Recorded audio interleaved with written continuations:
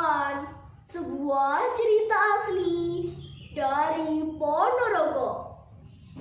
Cerita ini saya ambil dari sebuah buku yang berjudul Kisah Reo Ponorogo, karangan Wahyu Pribadi, penerbit Golden Lion Press Ponorogo tahun 2016.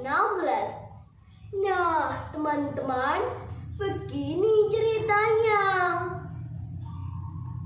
Pada zaman dahulu kala, terdapat dua kerajaan, yaitu Kerajaan Wongker di Ponorogo dan Kerajaan Doho di Kediri. Kedua kerajaan tersebut dipisahkan oleh Gunung Wilis. Kehidupan mereka damai dan saling menghormati. Kerajaan Doho mempunyai seorang putri cantik jelita bernama Dewi Songgolangit. Dan konon kabarnya sedang dicarikan jodoh oleh ayahandanya melalui sayembara. Dan di lereng Gunung Wilis tersebut juga tinggal macan loreng jadi-jadian yang menurut cerita adalah jelmaan Raja Sakti Kerajaan Lodoyo di Blitar Selatan. Raja Lodoyo bisa berubah menjadi wujud macan dikarenakan saat dia bertarung, dia mengubah dirinya menjadi macan.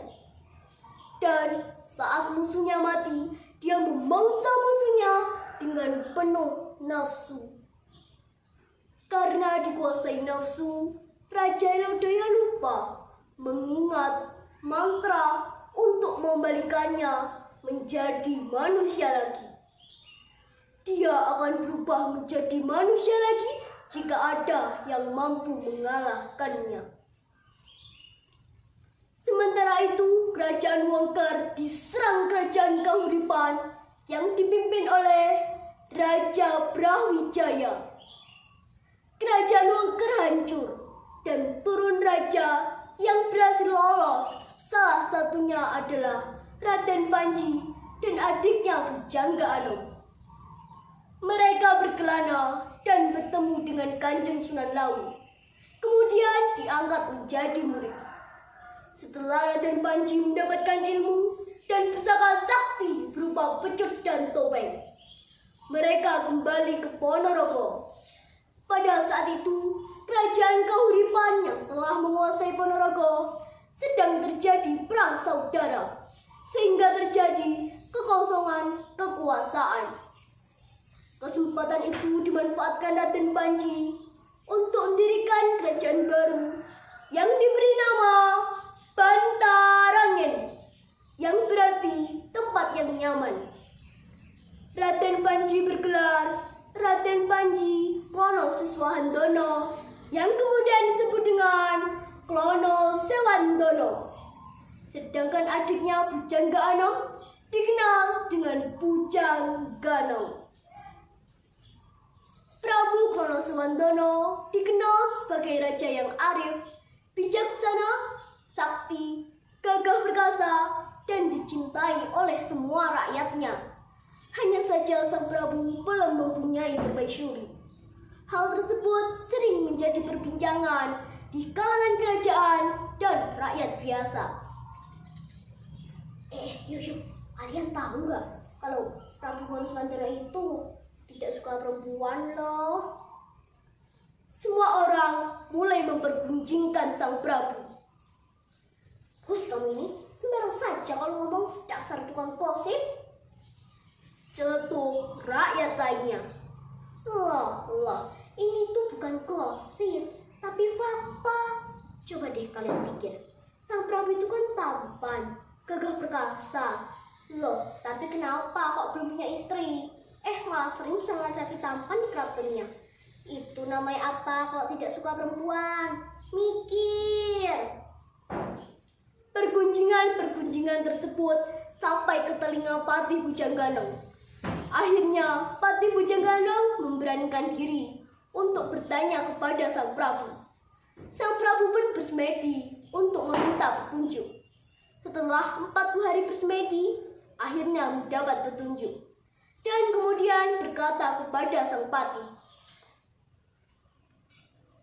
"Dinda Pati, aku telah mendapatkan petunjuk untuk melamar seorang gadis yang bernama Dewi Songgolangit. Besok berangkatlah ke timur, temukan gadis itu untukku." "Baiklah Kakanda, besok hamba akan berangkat. Mohon doa restunya," kata Pati Bujangganong. Keesokan harinya, rombongan Pati Bujangganong berangkat ke Kediri. Karena sebelumnya telah mendapat kabar bahwa yang dicari adalah Putri Raja Doho Kediri. Sesampainya di Kediri, Pati Bujangganong menyampaikan niatnya untuk melamar Dewi Songgolangit untuk kakaknya. Ternyata ada beberapa persyaratan yang harus dipenuhi. Sembah Gusti Putri, apa yang Gusti Putri inginkan akan saya sampaikan kepada kakanda hamba, kata Pati Bujangganong sambil memberikan hormat. Persyaratan yang saya ingin ajukan, yang pertama, Prabu Wonosowandono harus mempersembahkan 140 macam jenis hewan penunggu hutan. Yang kedua, harus menciptakan kesenian daerah yang belum ada duanya di tanah Jawa sebagai iringan pernikahan. Yang ketiga, harus membawakan manusia berkepala macan, kata Dewi Songgolangit dengan sangat yakin. Walaupun persyaratannya aneh dan sulit dikabulkan, namun Bujangganong tetap berusaha untuk memenuhinya. Nah, teman-teman, mungkin teman-teman masih ingat, di lereng Gunung Wilis tinggal seekor macan jadi-jadian kan? Nah, saat perjalanan pulang, rombongan Pati Bujangganong bertemu dengan macan tersebut. Macan tersebut sengaja memancing kemarahan Bujangganong. Akhirnya terjadilah perkelahian hebat, dan dengan kesaktian yang dimiliki Pati Bujangganong, macan tersebut kalah tersungkur. "Aduh, ampun, saya mengakui kalah. Aduh, panas, panas!" teriak macan tersebut. Ketika macan tersebut dilepaskan, dia menerkam lagi dan membuat Pati Bujangganong sangat marah. Kemudian Pati Bujangganong mengayunkan pecuknya. "Rasakan ini, jedar!" Pecut tersebut mengenai perut macan, dan tiba-tiba tubuh macan tersebut berubah menjadi manusia, namun kepalanya masih macan. Melihat itu, kemarahan Pati Bujangganong pun menurun. Namun tiba-tiba macan tersebut meludahi Pati Bujangganong dan membuat Pati Bujangganong sangat marah. Kemudian Pati Bujangganong mengayunkan pecutnya lagi. "Rasakan ini!" Namun dihalang oleh Ki Ageng Purugowo. "Hentikan Pati, jangan gerakkan lagi pecut itu. Lihat di depanmu terdapat manusia berkepala macan. Bukankah itu seperti yang dikehendaki Dewi Songgolangit?" Pati Bujangganong pun baru menyadarinya. Lalu manusia berkepala macan tersebut dibawa pulang. Selama di perjalanan, burung merak yang biasa bertengger di kepala macan tersebut ikut terbawa. Akhirnya, Prabu Wonosowandono dapat memenuhi persyaratan yang diminta Dewi Songgolangit. Namun masih ada halangan. Ada salah satu pelamar yang tidak terima. Dia adalah Prabu Girwanji, raja palsu jelmaan Pati Singolodro Kerajaan Doho. "Tidak bisa. Jika kau lebih muda padaku, coba tunjukkan kesaktianmu," tantang Prabu Girwanji. "Maaf Kang Mas, saya tidak bermaksud untuk adu kesaktian. Namun jika Kang Mas memaksa, akan saya layani," kata Prabu Wonosowandono. Pertarungan pun terjadi.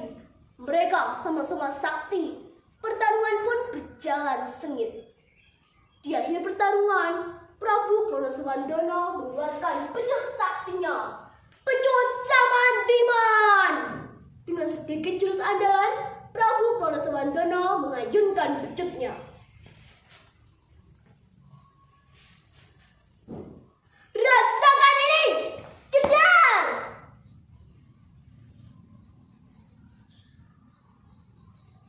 Terdengar suara gegar, dan terkabarlah Prabu Giriwanci. Pertarungan pun dimenangkan oleh Prabu Krono Sewandono, yang berarti berhak meminang Dewi Songgolangit. Acara pernikahan pun diramaikan oleh kesenian yang terdiri dari manusia berkepala macan yang di atas kepalanya terdiri burung merak. Di belakangnya terdapat 140 kuda yang dinaiki oleh dayang-dayang. Patih Pujangono pun terlihat bahagia. Dia menari-nari sambil berjungkir balik. Sementara itu Dewi Songgolangit ditadu, dan di sampingnya berjalan kaki Prabu Krono Sewandono. Di belakang mereka terdapat rombongan sesepuh, abdi dalam, dan di barisan paling belakang terdapat prajurit dari Bantarangin. Barisan iring-iringan tersebut yang kemudian disebut Reok Ponorogo. Ngabdi Nusa bangsa gemati budaya. Iki dadi ciri bangsa seni Reok Ponorogo. Reok Ponorogo. Nah, teman-teman, itulah tadi cerita dari saya. Dari cerita ini, kita dapat ambil hikmahnya bahwa kebenaran dan kesabaran pasti akan menang. Cukup sekian cerita dari saya. Ada kurang lebihnya mohon dimaafkan. Wassalamualaikum warahmatullahi wabarakatuh.